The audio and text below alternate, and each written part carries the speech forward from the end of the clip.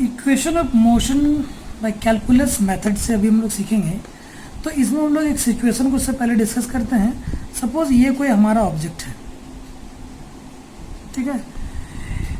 जब t is equals to 0 है, जब टाइम हमारा 0 है, तो ये कोई डिस्टेंस को भी ट्रेवल नहीं किया है, ऐसे में s इक्वल टू 0 है। और अभी जो इसका इनिशियल वेलोसिटी है, इसका इनिशियल वेलोसिटी u है। अभी ये u इनिशियल वेलोसिटी से मूव कर रहा है and it is subjected with uniform acceleration a। ये यूनिफॉर्म एक्सेलरेशन a से सब्जेक्टेड है, मतलब इसका velocity with respect to time बढ़ रहा है। तो समझिए t टाइम में इसका वेलोसिटी बढ़ के कुछ u के अलावा कुछ और हो जाएगा। सपोज कितना हो जाएगा, हम लोग कंसिडर करेंगे रहेगा v हो जाएगा। कितने टाइम में, तो यहाँ पे आके टाइम कितना के बराबर हो जाएगा, तो t के बराबर, t टाइम में। और डिस्टेंस, कितना डिस्टेंस को ये ट्रेवल कर लेता है, यहाँ पे आके ये s डिस्टेंस को ट्रेवल कर ले रहा है। मैं इस पर सिचुएशन को एक बार और रिपीट कर रहा हूँ कि कोई एक ऑब्जेक्ट है जिसका इनिशियल वेलोसिटी u है। जब टाइम 0 के बराबर था तो वो कोई डिस्टेंस को ट्रेवल नहीं किया है और वो सब्जेक्टेड है किससे, तो यूनिफॉर्म एक्सेलरेशन a से। तो t टाइम में वो s डिस्टेंस को ट्रेवल कर लेता है। तो हम लोगों ने लास्ट डे जब बेसिक इंटीग्रेशन को पढ़ा था, तो वहाँ पे हम लोगों ने पढ़ा था कि हम लोग इंटीग्रेशन को, सॉरी एक्सेलरेशन को कैसे रिप्रेजेंट कर सकते हैं in the term of differentiation, ठीक है। तो वहाँ पे हम लोग, चलिए सबसे पहले हम लोग सीखेंगे first equation of motion. First equation of motion, तो हम लोग पहले सीखते हैं कि कैसे हम लोग एक्सेलरेशन को रिप्रेजेंट करते हैं डिफरेंशिएशन के टर्म में। तो हम लोग जानते हैं कि एक्सेलरेशन को हम लोग ऐसे रिप्रेजेंट करते हैं, a is equals to dv/dt। Acceleration is the rate of change of velocity. इसी एक्सप्रेशन को हम लोग ऐसे भी लिख सकते हैं, a, चलिए इसको दोनों जगह क्रॉस मल्टीप्लाई करेंगे तो क्या मिलेगा, मिल जाएगा हमारा dv is equals to a dt, ये ना। तो हम लोगों को इंटीग्रेट किसको किसको करना है, था देखें, ये v को इंटीग्रेट करना है, dv को इंटीग्रेट करना है, किसको इंटीग्रेट करना है, टाइम को इंटीग्रेट करना है, dt को इंटीग्रेट करना है। तो इसका लिमिट क्या है, इसमें हम लोग लिमिट लगाने की कोशिश करते हैं। तो देखते हैं when t is equals to 0 है, जब टाइम 0 के बराबर है, तो वेलोसिटी किसके बराबर है, यहाँ पे देखेंगे तो वेलोसिटी हमारा u के बराबर है। और जब टाइम हमारा किसके बराबर है, t के बराबर है, तो ऐसे में वेलोसिटी v के बराबर हो जा रहा है। यदि हम लोग इस एबव एक्सप्रेशन को इस with in this limits integrate करें, तो हमें इस तरह से इंटीग्रेट करना पड़ेगा कि dv को इंटीग्रेट करना है within the limits u to v, और a dt को इंटीग्रेट करना है, ठीक है। वैसे तो ये करना है किसको, था हम लोगों को a dt को, ठीक है। किस लिमिट, तो टाइम 0 से लेके t तक। चूँकि ये कांस्टेंट है, ये इंटीग्रेट होगा नहीं, ये बाहर आ जाएगा, ठीक है। तो हम लोग इसको ऐसे भी ले सकते हैं, dv को इंटीग्रेट करना है u से v तक, और ये हमारा हो जाएगा a dt को इंटीग्रेट करना है 0 से t तक। तो dv का जो इंटीग्रेशन होता है किसके बराबर होता है, dv का इंटीग्रेशन होता है v के बराबर, ठीक। u से लेके v तक एक बार हम लोग लिमिट को भी पुट करेंगे, और यहाँ पे a dt का जो इंटीग्रेशन है ये क्या आ जाएगा, t 0 से लेके t तक। इसमें हम लोग एक बार पुट करेंगे, एक बार अपर लिमिट को पुट करेंगे v माइनस अपर लिमिट माइनस लोअर लिमिट, और यहाँ पे भी हम लोग वही करेंगे, एक बार पुट करेंगे अपर लिमिट तो t की जगह पे t ही पुट करेंगे, कुछ नहीं होगा, और एक बार t की जगह पे कितना पुट करेंगे, 0। Upper limit minus lower limit, तो हमारा क्या हो जाएगा, v minus u is equals to यहाँ पे a t।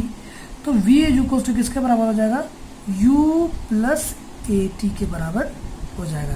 तो यही होता है हमारा फर्स्ट इक्वेशन ऑफ मोशन, जो किस मेथड से हम लोग डिराइव किए, तो इस कैलकुलस मेथड से। अभी हम लोग इसके बाद करेंगे सेकंड इक्वेशन ऑफ मोशन। इसके बाद हम लोग करने वाले हैं इसी कैलकुलस मेथड से, यहाँ पे फर्स्ट का जगह हम लोग कौन सा मेथड से करेंगे, आप सेकंड इक्वेशन ऑफ मोशन को करेंगे। तो सेकंड इक्वेशन ऑफ मोशन को करने के लिए हम लोगों को जो एक्सप्रेशन, जैसे कि हम लोग फर्स्ट इक्वेशन को करने के लिए हम लोग क्या किए थे, as equals to D V by D T से शुरू किए थे। तो याद रखने वाली जो चीज़ें हैं वो यही पॉइंट है कि सेकंड इक्वेशन ऑफ मोशन को ड्राइव करने के लिए हम लोग वेलोसिटी का एक्सप्रेशन लिखेंगे। और वेलोसिटी क्या होता है, तो rate of change of displacement होता है v is equals to D S by D T. बस सेम काम हम लोग करेंगे, इस डी एस को यहाँ पे रखते हैं और डी टी को उधर जाकर मल्टीप्लाई करते हैं, हमारा क्या हो जाएगा v डी टी। ऐसे में अब हम लोग को इंटीग्रेट करना है, इस इक्वेशन को इंटीग्रेट करना है। इसके पहले हम लोग लिमिट लगाने की कोशिश करते हैं। तो इंटीग्रेट करना किसको किसको है, डी एस को और डी टी को। तो डी एस को इंटीग्रेट करना तो हम लोग एस का लिमिट देखेंगे। तो एस का लिमिट कहाँ से कहाँ तक है, वही काम करेंगे। व्हेन, जब टाइम हमारा क्या था, 0 था, तो वैसे में ये जो डिस्टेंस है ये भी किसके बराबर है, ये है हमारा 0 के बराबर, ठीक है, मतलब एस 0 के बराबर है। और जब हमारा टाइम t के बराबर है तो वह ऐसे में डिस्टेंस किसके बराबर हो जा रहा है, तो ऐसे में डिस्टेंस कितने डिस्टेंस को ट्रेवल कर ले रहा है, तो आप लोग देख सकते हैं यहाँ पे ये s डिस्टेंस को ट्रेवल कर ले रहा है। तो यही हमारा लिमिट होगा। हम लोग इसीलिए with in this limits integrate करेंगे इन चीज़ों को। तो यहाँ पे हमारा इक्वेशन क्या बन जाता है, डी एस को इंटीग्रेट करना 0 से कहाँ तक, डिस्टेंस को 0 से s तक। जबकि हम लोग जानते हैं कि v डी टी को इंटीग्रेट करेंगे कहाँ से कहाँ तक, तो 0 से t तक। v को अभी हम लोग फर्स्ट इक्वेशन ऑफ मोशन में हम लोग पढ़े कि इस dt को, इस v को हम लोग क्या लिख सकते हैं, इस v को हम लोग u प्लस ए टी लिख सकते हैं, ठीक है। ये हो गया हमारा u प्लस ए टी और डी टी 0 से लेके t तक। चलिए, क्योंकि ये u प्लस वी के फॉर्म में है, मतलब 2 टर्म है, तो हम लोग सबसे पहले इसको पार्ट पार्ट में तोड़ेंगे। चलिए, उससे पहले हम लोग उसको इंटीग्रेट कर लेते हैं। ds का इंटीग्रेशन जो होता है क्या होता है, s होता है। इसको हम लोग और अपर लिमिट पुट करेंगे और लोअर लिमिट पुट करेंगे। तो इसको हम लोग क्या ले सकते हैं, तो u डी टी कितने लिमिट के साथ, तो 0 से t के साथ, और यहाँ पे ए टी डी टी इसका भी लिमिट वही होगा। नॉर्मली डिस्ट्रीब्यूटिव लॉ से हम लोग उसको तोड़े। चलिए, इसमें एक बार हम लोग अपर लिमिट पुट करेंगे s, एक बार लोअर लिमिट पुट करेंगे, s माइनस 0 हो गया। क्योंकि ये u कांस्टेंट टर्म है इसलिए निकल जाएगा। यहाँ पे सिर्फ क्या बच जाएगा, dt को इंटीग्रेट करना है कहाँ से कहाँ तक, 0 से t तक। और चूंकि यहाँ पे a भी कांस्टेंट टर्म है, ये भी निकल जाएगा।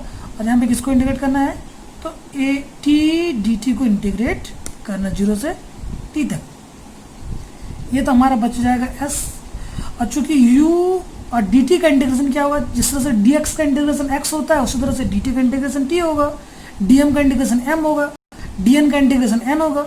उसी तरह से dt का इंटीग्रेशन क्या हो जाएगा, t 0 से t तक, ठीक है।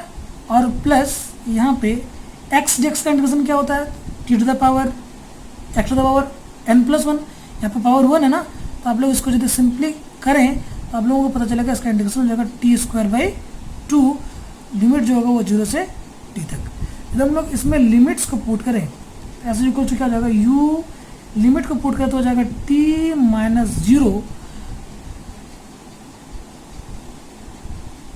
Plus A T square by 2 minus 0 का स्क्वायर बाई 2, दैट मीन्स ये 0 हो जाएगा। इसको यदि हम लोग सॉल्व करें तो हमें क्या मिलेगा, S is equals to U T plus half of A T square. जी बिल्कुल यही होता है हमारा सेकंड इक्वेशन ऑफ मोशन, यही होता है हमारा सेकंड इक्वेशन ऑफ मोशन। अभी हम लोग इसके बाद सेकंड इक्वेशन ऑफ मोशन के बाद थर्ड इक्वेशन ऑफ मोशन को करने का कोशिश करेंगे। थर्ड इक्वेशन ऑफ मोशन का कोशिश करेंगे। यदि आप लोगों को एक बार में समझ में ना आ रहा हो तो आप लोग वीडियो को रिपीट भी कर सकते हैं, बैक जाके फिर से देखें, दोबारा देखें, तिबारा देखें, ज़रूर से समझ में आ जाएगा। क्योंकि ये बहुत ही लॉजिकल है और आसान है, अभी हम लोग थर्ड इक्वेशन ऑफ मोशन को करेंगे। तो थर्ड इक्वेशन ऑफ मोशन को हम लोग कहाँ से शुरू करें, फिर वापस वही फर्स्ट जैसा हम लोग लिखेंगे ए जो इक्वल्स टू क्या होता है, हम लोग जानते हैं D V by D T, ठीक है, D V by D T. लेकिन यहाँ पे उतना आसानी से नहीं निकलेगा जितना आसानी से हम लोगों ने पहला दो क्वेश्चन निकला। इसमें हमें एक स्टेप याद रखना पड़ता है, इस डेरिवेशन में हम लोग इसको क्या ले सकते हैं, तो एक बार क्या करेंगे हम लोग इसको ds से डिवाइड भी करेंगे और ऊपर ds से मल्टीप्लाई भी कर देंगे।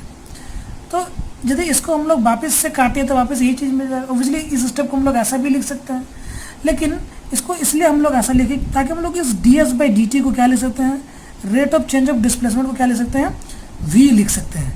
तो a जो कोस्ट लिखा जाएगा इसका बदले क्या ले सकते हैं, v D V by D S, इसको हम लोग ऐसा लिख सकते हैं। और इस ds को इधर लेके चाहे हम लोग क्रॉस मल्टीप्लिकेशन में तो क्या मिलेगा, A D S is equals to V D V. अभी हमें इंटीग्रेट किसको किसको करना है, तो ds को और dv को इंटीग्रेट करना है। तो हम लोग जो लिमिट लगाएंगे वो क्या क्या लगाएंगे, s के लिए क्या लिमिट है, तो 0 से s तक। dv के लिए क्या इंटीग्रेशन है, क्या लिमिट है, तो u से v तक। वेलोसिटी का क्या लिमिट है, u से v तक। डिस्टेंस का क्या लिमिट है, 0 से s तक। तो हम लोग उसी लिमिट्स के साथ इसको इंटीग्रेट करेंगे तो हमारा क्या हो जाएगा, 0 से s तक इंटीग्रेट करेंगे ds को, और यहाँ पे v dv को हम लोग इंटीग्रेट करेंगे u से v तक। फिर ये काफ़ी आसान हो जाता है। ds का जो इंटीग्रेशन है ये s होगा, कहाँ से कहाँ तक इसको इंटीग्रेट करना है, तो 0 से s तक। और v dv जिस तरह से x dx था, t dt था, उसी तरह से v dv है, तो इसका इंटीग्रेशन क्या हो जाएगा, v स्क्वायर बाई 2। हम लोग एक बार पुट करेंगे लोअर लिमिट को, एक बार पुट करेंगे अपर लिमिट को। तो यहाँ पे यहाँ पे भी पुट करना है, एक बार अपर लिमिट एक बार लोअर लिमिट। तो हमें इस यहाँ पे भी वही करना है। तो v की जगह पे अपर लिमिट पुट करें नहीं करें वही रह जाता है, v square by 2 minus u square by 2। तो उसके बाद हम लोग इसको सॉल्व करें तो क्या मिलेगा, A S is equals to ये 2, ठीक है, दोनों का एलसीएम क्या हो जाएगा 2 V square minus U square. ये 2 इधर जाके मल्टीप्लाई हो जाएगा तो हमें मिलेगा V square minus U square is equals to 2as। इस यू स्क्वायर को जो उधर लेकर चले तो हमें क्या मिल जाएगा, V square is equals to U square plus 2as। ये हमारा थर्ड इक्वेशन ऑफ मोशन होता है, ठीक है। बस चूँकि हम लोग ने क्लास 11 में 4 इक्वेशन ऑफ मोशन को पढ़ा है, तो अब हमारा जो है बारी है फोर्थ इक्वेशन ऑफ मोशन को पढ़ने का। फोर्थ इक्वेशन ऑफ मोशन को पढ़ने का बारी अब हमारा आ गया है। तो अब हम लोग इसके बाद करेंगे फोर्थ इक्वेशन ऑफ मोशन को, फोर्थ इक्वेशन ऑफ मोशन को, ठीक है। तो फोर्थ इक्वेशन ऑफ मोशन में हम लोग एक स्पेशल कंडीशन को डिस्कस करेंगे, वो अभी हम लोग देखते हैं क्या स्पेशल कंडीशन को हम लोग डिस्कस करेंगे। कि यहाँ पे हम लोग तीन जगहों पे एक बीच में हम लोग एक रेस्ट भी लिए हैं कि यहाँ पे जब टाइम 0 के बराबर होता तो कोई डिस्टेंस को ट्रैवल नहीं किया। जब टाइम n-1 के बराबर है, मतलब कि जो भी लास्ट सेकंड है उसका 1 सेकंड पहले, तो यहाँ पे जो डिस्टेंस वो s-1 के बराबर है, sn-1 के बराबर है। और जब t n के बराबर हो तो जो ट्रेवल डिस्टेंस है कितना हो जाएगा, sn के बराबर है। तो हम लोगों को चूँकि फोर्थ इक्वेशन ऑफ मोशन में ये डिस्टेंस निकालना होता है कि इस nth सेकंड में कितना डिस्टेंस को ट्रैवल किया गया, ये ना निकालना होता है। तो यहाँ पे अभी हम लोग वहीं से शुरू करेंगे जिस तरह से हम लोग सेकंड इक्वेशन ऑफ मोशन को शुरू किया था। तो v इज इक्वल टू क्या होता है, D S by D T. और फिर से हम लोग इस ds को क्या लिखेंगे, इस तरह से v dt के बराबर लिखेंगे। और ds इज इक्वल टू हमारा क्या होता है, u plus A T D T. अब हमें लिमिट लगाना है, लिमिट पुट करना है। तो लिमिट क्या क्या पुट करेंगे, तो यहाँ पे s ds पे लिमिट लगाना है, t पे लिमिट लगाना है। क्योंकि हमें ये वाला पोर्शन चाहिए होगा, इसलिए हम लोग ds का इंटीग्रेशन कहाँ से कहाँ तक लगाएंगे, तो sn-1 से sn तक इंटीग्रेट करेंगे। और टाइम का लिमिट क्या होगा, तो n-1 से n तक का लिमिट होगा, ठीक है। जब यहाँ पे सिंपली जब टाइम हमारा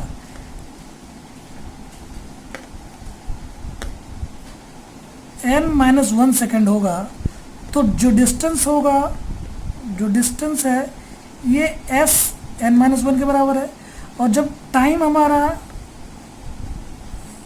n सेकंड के बराबर है तो डिस्टेंस एस एन के बराबर है। बस इसी लिमिट के साथ अभी हम लोग उसको इंटीग्रेट करेंगे तो क्या हो जाएगा, डी एस का जो इंटीग्रेशन होगा एस एन माइनस वन से लेके कहाँ तक इंटीग्रेट करेंगे, एस एन तक इंटीग्रेट करेंगे। और यहाँ पे हमारा u plus A T D T को जो इंटीग्रेट करना है तो n माइनस वन से लेके n तक इंटीग्रेट करना है। ओबियसली डी एस का जो इंटीग्रेशन होगा ये होगा s, यहाँ पे s n माइनस वन से s तक, सॉरी एस एन तक, और यहाँ पे हमारा क्या हो जाएगा u D T n minus one से n तक। नॉर्मली u डी टी, तो चूंकि u कांस्टेंट है ये बाहर आ जाएगा, इससे क्या इंटीग्रेट होगा dt, तो हम लोग को a यहाँ पे बाहर आ जाएगा और क्या हो जाएगा t dt, इसको कहाँ तक इंटीग्रेट करना है, तो n माइनस वन से n तक इंटीग्रेट करना है। ठीक है, तो इसको हम लोग इंटीग्रेट करेंगे तो एक बार हम लोग अपर लिमिट पुट करेंगे एस एन माइनस वन, और यहाँ पे u, चले डी टी का इंटीग्रेशन क्या हो जाएगा t n माइनस वन से कहाँ तक, n तक, plus a T square by two, T D T का इंटीग्रेशन क्या हो जाएगा टी स्क्वायर बाई टू, तो n माइनस वन से कहाँ तक, n तक इंटीग्रेट करेंगे। तो एस एन माइनस वन, इसी को क्या बोलते हैं हम लोग, nth सेकंड में ट्रेवल किया गया डिस्टेंस और n सेकंड में n माइनस वन सेकंड में ट्रेवल किया गया डिस्टेंस का जो इंटरवल के बीच का जो ये होता है डिस्टेंस, इसी को क्या बोलते हैं हम लोग, एस nth बोलते हैं। तो इसलिए इसका जगह हम लोग क्या लिख सकते हैं, एस nth लिख सकते हैं, और इसको हम लोग को क्या मिलेगा, एक बार हम लोग अपर लिमिट पुट करेंगे तो n minus lower limit put करेंगे तो n माइनस वन, ऐसा कुछ देखने को मिलेगा। ठीक है, प्लस यहाँ पे ये हो जाएगा हमारे क्या, एक बार चलो 2 को यहाँ पे निकाल लेते हैं। ठीक है, तो यहाँ पे क्या हो जाएगा n square minus of n minus one का होल स्क्वायर। तो यहाँ पे क्या मिलेगा, यहाँ पे यदि इस ब्रैकेट को खोले हम लोग तो u n minus n plus one, और यहाँ पे हो जाएगा a by two n square, चलिए इसको खोलेंगे माइनस नेगेटिव साइन के साथ, तो हो जाएगा n square minus two n plus one. तो ये क्या हो जाएगा हमारा u, ये और ये कैंसिल आउट हो जाएगा, क्या हो जाएगा u plus a by two, ये हो जाएगा n square minus minus plus 2n। ये सिंपल सा कैलकुलेशन है जिसको आप लोग भी कर सकते हैं, ये n स्क्वायर और ये n स्क्वायर कैंसिल आउट हो जाएगा। ठीक है, तो यहाँ पे क्या मिलेगा u plus a by two, 2n minus one, ये हमारा मिलता है क्या, तो फोर्थ इक्वेशन ऑफ मोशन। भाई ये पेचीदा कैलकुलेशन है, इसलिए इस फोर्थ इक्वेशन ऑफ मोशन को बार बार देखें और बार बार करने का कोशिश करें, तभी ये समझ में आएगा। सिर्फ ध्यान रखना है कि इसमें हम लोगों को चाहिए क्या था, तो एस nth चाहिए था, इसलिए हम लोग डिस्टेंस को कहाँ से कहाँ तक इंटीग्रेट किए, तो एस n माइनस वन से एस एन तक इंटीग्रेट किए, और टाइम को कहाँ से कहाँ तक इंटीग्रेट किए, तो n माइनस वन से n तक इंटीग्रेट किए। Thank you.